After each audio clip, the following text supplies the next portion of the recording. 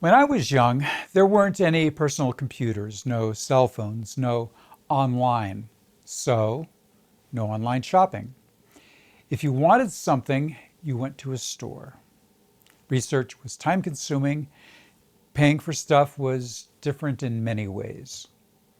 Now, you just hop on Amazon and can have it the next day. You don't even have to get out of your pajamas. Let's take a look at in-store shopping back in the day. And get off my lawn! Greetings, shoppers. Welcome to Geezer Gab. I'm CJ, and I'll be guiding you through the ancient practice, well, at least to the 1960s, of shopping. I'm going to focus on in-store shopping and leave catalog and other forms for another episode. Today is about physically going somewhere, walking through doors, handling the merchandise, and interacting with actual human beings. But before we load up the car and head on out into the jungles of consumerism, don't forget to like this video. But wait, there's more! For no extra charge and free shipping and handling, you can press that subscribe button and make the world a better place while saving the cost of admission.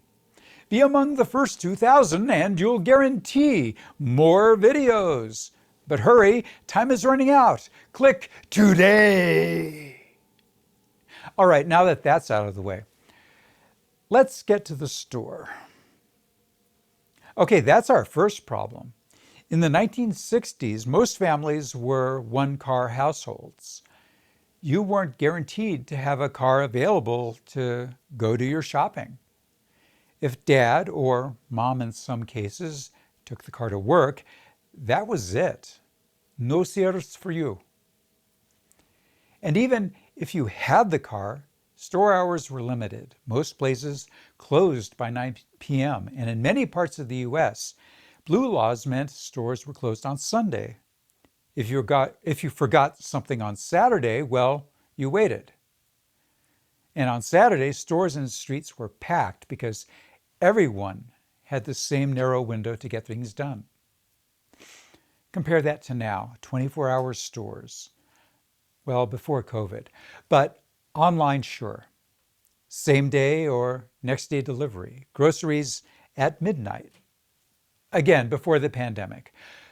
We moved from scarcity of access to near constant availability. That shift came from dual-income households, suburban sprawl, and retail competition in the 80s and 90s that slowly pushed hours longer and longer for when people were off work. But let's assume you have a car and it's the middle of a weekday, so access per se isn't the issue. If you're going to the grocery store, you probably have a list and know what you're going to get. The store isn't arranged to be psychologically advantageous for the seller. It just wasn't a thing yet.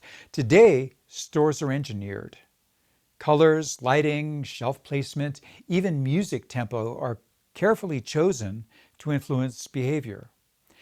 Data analytics tells them exactly where to put the impulse items. In the 60s, a store was just a store. Let's say you want to buy some meat. The meat department isn't rows of uniformly plastic-wrapped trays.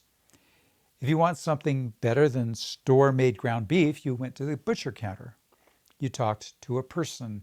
You asked for a specific cut. They had veal. There was also sawdust on the floor of some stores. The smell of raw meat and disinfectant was unmistakable. Now, most meat comes prepackaged from central facilities. It's generally cleaner, safer, more standardized, but it's also less personalized.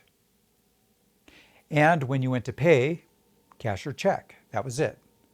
While credit cards, that is, cards offering revolving credit, were growing through the 60s, at least for men, merchant acceptance took a while. For the most part, for ordinary purchases such as groceries, it was cash or check. But first, you had to check out. The cashier would actually empty your cart. No, really. They'd take out each item and punch the price into a manual register. Rows and rows of typewriter keys, real pressure. Then either a big button to enter the amount, or if it was fully manual, a hand crank. Tick, tick, tick, cha-ching, tick, tick, tick. While this was happening, the box boy, often a teenager at his first job, would pack your groceries in brown paper bags. He'd place them back in your cart and offer to take them to your car. If he did, you were expected to tip him. A quarter meant something in those days, or a dime if you were a cheapskate. Once the total was tallied, the receipt was torn off and handed to you or put in one of the bags.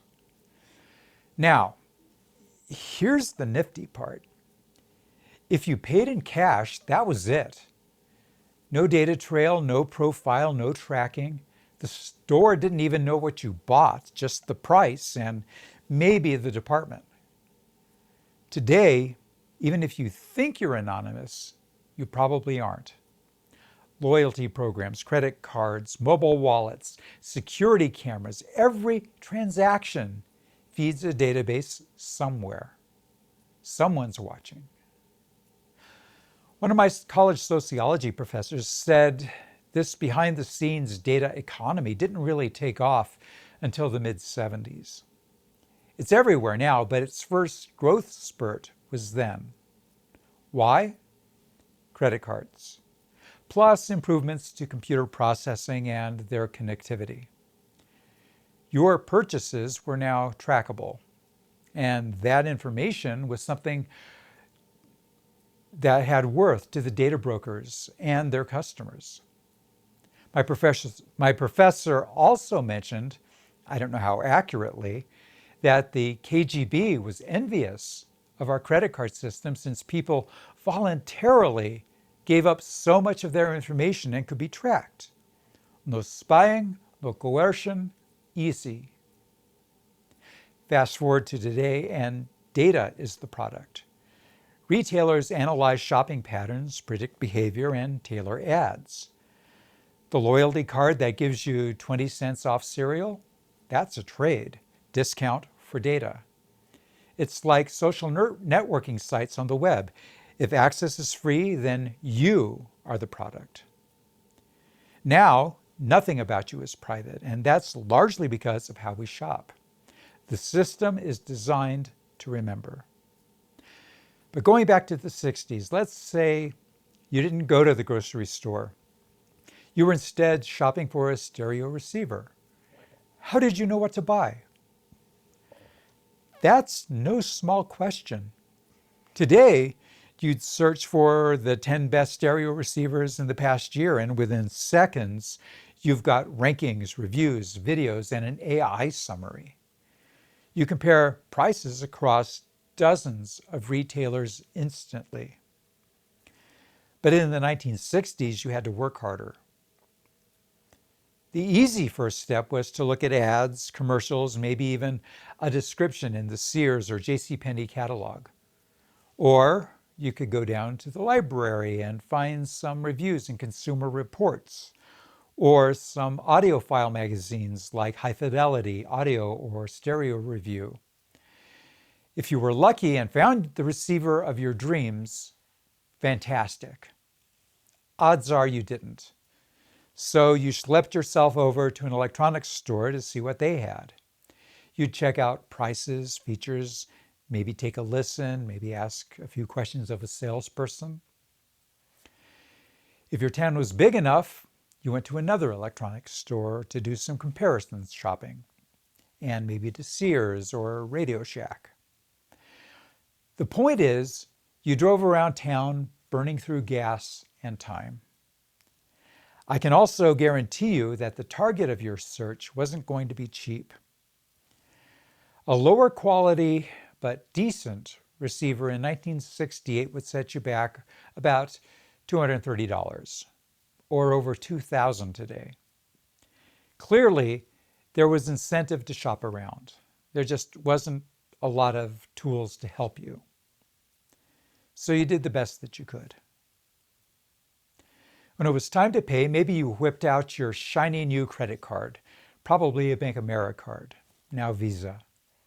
The cashier took it and compared its number to a list of numbers in a regularly issued book, the Warning Bulletin, which was a listing of invalid card numbers. If you passed, they placed your card into a card impression machine, put a 3-part carbon papered form over it, and click clack or zip zap ran a roller over it to transfer your raised credit card numbers as well as the store's info onto the form. Then they'd fill in the sales info, tear off a copy for you, and you'd be the proud owner of a new stereo receiver. Fun, and so much faster than a check.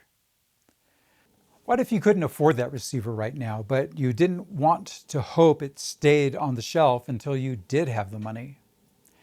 Layaway. This was pay now, buy later. The clerk would take that receiver, tag it, and put it in the back room. That back room was like a graveyard of unfulfilled desires. You'd go in every 2 weeks, hand over $2, $5, $10, and the cashier would mark the running total on your card. You didn't get the item until the very last cent was paid, and they were serious about that. It taught you savings and the discipline of delayed gratification. As a plus, there was no debt and no interest. In the end, you felt like you'd earned your purchase. Today's buy now, pay later flips that. Instant possession, payments later. Psychologically, that's a big change. One other thing that was popular at the time was trading stamps, the most famous being S&H green stamps.